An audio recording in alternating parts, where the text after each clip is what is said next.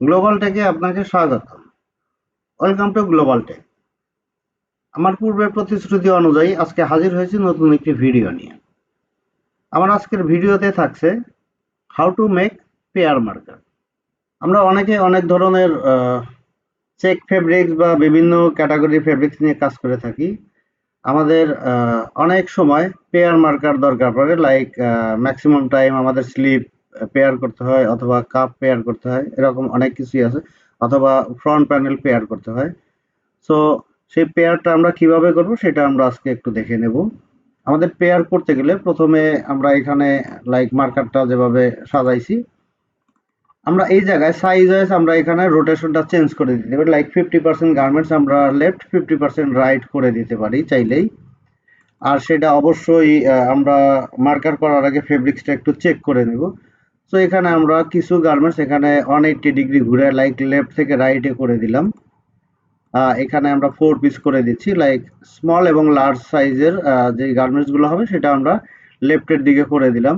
But এখানে still আমরা এখানে অন গার্মেন্টস অন ওয়েতেই রেখে দেবো, মানে এখানে ডিরেকশনটা আমরা কোনো রোটেশন রাখবো না। এখানে রোটেশনের এই জায়গাটা আমরা 2 ওয়ে 4 ওয়ে এটা কোনো কিছু করবো না, অন ওয়েতে রেখে দিব। আর এটার রেজাল্টটা আমরা অলরেডি জানি, যখন ওইটা অন ওয়েতে রাখবো এটা আমার এক্সট্রা স্মল যেটা, সেটা প্যাটার্ন যেদিকে কাটিং করা হয়েছে, লাইক যেটা যেভাবে মেক করা হয়েছে সেই ওয়েতেই থাকবে, আর এটা জাস্ট অপোজিট ডিরেকশনে ঘুরে যাবে। সো এখন আমরা এটা ওকে করে দিব। দেওয়ার পরে আমাদের লাইক এটা তো টি শার্ট, সো টি শার্টে ম্যাক্সিমাম টাইম আমাদের সাইড সিমটা ম্যাচিং হয় না, বা ম্যাচিং হতেও পারে, কিন্তু স্লিপটা আমাদের অবশ্যই পেয়ার হয়। আমি স্লিপটা আপনাদেরকে দেখাই দিচ্ছি। যদি এখানে কোনো ব্যাক ফ্রন্ট পেয়ার হয় সেক্ষেত্রে আপনারা ব্যাক ফ্রন্ট অবশ্যই করে নিতে পারবেন। সো এখানে এটা স্লিপ পেয়ার করতে গেলে আমরা যে কোনো সাইজের দুইটা স্লিপ আমরা লেফট এবং রাইট নিচে নামায় নেব। এরকম নিচে নামায় নেওয়ার পরে একদম দুইটাকে ম্যাচিং করে এই দুইটা স্লিপকে ড্র্যাগ করে, লাইক এখানে মাউসের লেফট বাটন ক্লিক করে ড্র্যাগ করে দুইটাকে একসাথে সিলেক্ট করব। করার পরে এখানে গ্রুপিং এ যাব। গ্রুপিং এ গিয়ে ব্লক ফিউজ, এই ব্লক ফিউজে গিয়ে আমরা এখানে কিছু অপশন দেখতে পাবো। একটা হলো রেক্টেঙ্গুলার ব্লক ফিউজ। এই রেক্টেঙ্গুলার ব্লক ফিউজ দিলে যেটা হবে, আমার এখানে যে প্যাটার্নটা আছে সেই প্যাটার্নের উপরে রেক্ট্যাঙ্গেল একটা ইয়া চলে আসবে, মানে এখানে স্কোয়ার একটা দুইটাকে মিলে একটা প্যাটার্ন করবে। তখন হবে কি, আমার এখানে মার্কারের এফিসিয়েন্সি কিন্তু অনেক কমে যাবে, কারণ এখানে আমার আদার্স কোনো প্যানেল বসতে পারবে না। সো আমরা এটা নর্মালি ইউজ করব না।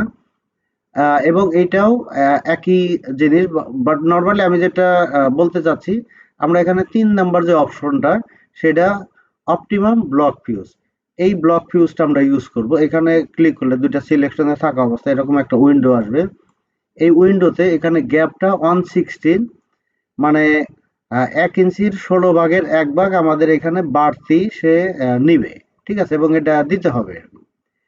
সো এইটা রেখে আমাদের এটা ওকে করে দিব। ওকে করার পরে এখানে কোনো কিছু টিক উঠায়া দেওয়া বা কোনো কিছু করতে হবে না, এটা শুধু ইয়েস দিয়ে দিব। ইয়েস দেওয়ার পরে আমার এই স্লিপটা কিন্তু এখানে আর একটা স্লিপ ক্রিয়েট হয়েছে, যেটা হলো পাশাপাশি বসে। এখন আমি এই স্লিপটাকে উঠায়া দিতে পারি। উঠায়া দিতে গেলে আমরা দুইটা স্লিপকে আবার সিলেকশন করব, যে কোনো একটা স্লিপের উপরে আমরা ডাবল ক্লিক করব, করলে এই স্লিপটা উঠে গেছে।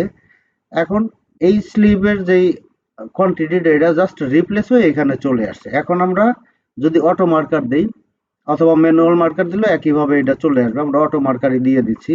অটো মার্কার সেটিং এ যাব, গিয়ে আমরা এখানে নো গ্রুপ দিয়ে দিব। দেওয়ার পরে সেট স্টার্ট। তো আমরা এখানে 1 মিনিট টাইম দিয়েছি। 1 মিনিটের ভিতরে আমাদের এই মার্কারটা শেষ হয়ে যাবে, এবং আমরা দেখতে পাবো প্রতিটা স্লিপ একটার সাথে আর একটা পেয়ার অনুযায়ী বসে যাবে। আমার চ্যানেলে আমি বিভিন্ন ধরনের গ্রুপ মার্কার বা চেক ম্যাচিং মার্কার পাবলিশ করছি। আপনারা যদি প্রয়োজন মনে করেন দেখে নেবেন। আর মার্কার রিলেটেড কোনো কোশ্চেন থাকলে আমাকে অবশ্যই জানাবেন। তো এটা অলমোস্ট ডান, এবং আমরা এখানে দেখতে পাচ্ছি মার্কারটা যেভাবেই হোক সব স্লিপগুলা কিন্তু আমার একটার সাথে আর একটা পেয়ার থাকতেছে। তো এখানে কালার ম্যাচিংটাই আমরা দেখে নিচ্ছি, এবং এখানে গার্মেন্টস ওয়েটাও কিন্তু আমার ঠিক থাকতেছে। লাইক এই যে কালারটা এক্সেল এর কালারটা এবং এই স্লিপটা এটা কিন্তু একটু ডিফারেন্ট জায়গায় প্লেস হয়েছে, কারণ আমি এই ফ্লেক্সিবিলিটিটা আমি অটো মার্কারে দিয়ে দিছি, যার জন্য এটা কিন্তু ডিফারেন্ট জায়গায় প্লেস হইতে পারছে। সো মার্কার অলমোস্ট ডান।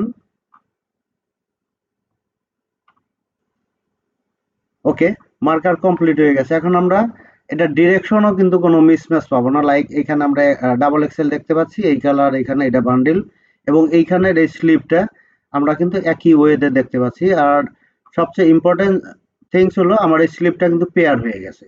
সো আমরা যখন এইভাবে ব্যাক এবং ফ্রন্টকেও পেয়ার করে দেব, তখনও কিন্তু আমার এরকম ব্যাক ফ্রন্ট এভাবে চলে আসবে। আমরা যদি এখানে দিয়ে একটু ট্রাই করি, লাইক এটা উঠাইয়া দিলাম, দেওয়ার পরে আমরা এই ব্যাক ফ্রন্টটাকেও, লাইক এটা হলো আমার ব্যাক, এটা ফ্রন্ট, এনে আমরা দুইটাকে আবার ব্লক ফিউজ করে দিব। গ্রুপে গিয়ে ব্লক ফিউজ 3 নাম্বার অপশনটা জাস্ট ওকে করে দিব, ইয়েস। দেন এটা আমরা উঠাইয়া দিব। দেওয়ার পরে আমি এখানে যদি এটা অটো মার্কার দেই, এটাও কিন্তু অটো মার্কার প্লে দিলেই হবে, কারণ যেহেতু আমার এখানে আগে অলরেডি সেট আপ করা আছে। এটাও 1 মিনিট সময় নেবে, এবং এইখানে আমার স্লিভ এবং বডি সব যখন সাইড ম্যাচিং থাকবে তখন স্পেশালি আমরা এই কাজটা করব। আর এইখানে আমরা দেখতে পাচ্ছি বটমটা একটু আপ ডাউন আছে। আর এই আপ ডাউনটা সম্ভবত আমি যখন ব্লক ফিউজটা এখানে করার সময় আমার এই আপ ডাউনটা হয়ে থাকতে পারে। সো এটাই হলো চেক ম্যাচিং মার্কার বা পেয়ার মার্কার বলা হয়। আর আমি ফাইনালি চেক ম্যাচিং নিয়ে একটা মার্কার করব। সেই মার্কারটা হবে খুবই ইম্পর্টেন্ট একটা মার্কার। লাইক যখন কোনো ইঞ্জিনিয়ারিং চেক থাকবে, এখানে এক্সাম্পল হলো বটমে আমার যেই চেকটা থাকবে, সব গার্মেন্টসে সেই চেকটাই বটমে থাকতে হবে। অথবা লাইক আমার নেকে যেই চেকটা দিয়ে স্টার্ট হবে, সব গার্মেন্টসে সেই চেকটা থাকবে। অথবা আমার এখানে অনেক সময় অনেক এওপি থাকে, যেটা হলো উপরে যেই কালারটা থাকে একদম ফিক্সড পজিশন থেকে এদিকে নিচের দিকে নামতে থাকে, সেরকম আমরা অনেকে অনেক সময় কাজ করে থাকি। সো সেই টাইপের মার্কার আমরা কিভাবে করব, সেই মার্কারটাই আমি নেক্সট মার্কারে গিয়ে আপনাদেরকে ডিটেলস দেখাবো। অনেক সময় সেই block marker, like check matching marker করতে গেলে অনেকে এখানে অনেক বড় একটা ব্লক ইউজ করে। ফর এক্সাম্পল একটা চেকের মানে স্টেপ যদি 10 সেন্টিমিটার হয়, সে প্রতিটা প্যাটার্নে 10 সেন্টিমিটার করে বাড়তি রাখে প্রতিটা প্যাটার্নের নিচে, লাইক হয় ব্যাক অথবা ফ্রন্ট। সে যে কোনো একটা প্যানেল আগে কাটিং করে, করার পরে আর একটা প্যানেল এখানে ব্লক বের করে, বড় করে বের করে, দেন এখানে ব্যাগের সাথে সে মিলায় যেই চেকটা বটমে হয়েছে সেই অনুযায়ী আবার এটা নতুন করে মার্কার করে তখন কাটিং করে। আর এটা হলো অনেক সময় অনেক প্রবলেম হয়। আর সবচেয়ে বড় কথা হলো আমার এখানে নিচে যেই ফেব্রিক্সটা থাকে, যে ব্লকটা ইউজ করছি আমি 10 সেন্টিমিটার, সেটা কিন্তু এই প্যানেলের সাথে ফিক্সড হয়ে গেছে। তার মানে এই ফেব্রিক্সটা হলো ইউজলেস, এটা আর কোনো প্যানেল এখানে বসতে পারে না। বাট আমি যেই সিস্টেমটা দেখাবো সেই ক্ষেত্রে আপনার সলিডের মতোই মার্কার হবে, বাট প্রতিটা গার্মেন্টস আমার একই চেক থেকে শুরু হবে। আর যদি ছোট কোনো প্যানেল থাকে সেক্ষেত্রে এই যে নিচের যে জায়গাটা, সেই জায়গাটা কিন্তু এই ছোট প্যানেলগুলো ইউজ করতে পারে। আর ইউজ করার পরে ওইখানে আমার ইফিসিয়েন্সি কিন্তু অনেক বেড়ে যাবে। যাই হোক, ভিডিওটি মনোযোগ সহকারে দেখার জন্য আন্তরিকভাবে ধন্যবাদ। হাজির হব দ্রুতই নতুন কোনো গুরুত্বপূর্ণ ভিডিও নিয়ে। আপনাদের দীর্ঘায়ু এবং সুস্বাস্থ্য কামনায় আল্লাহ হাফেজ।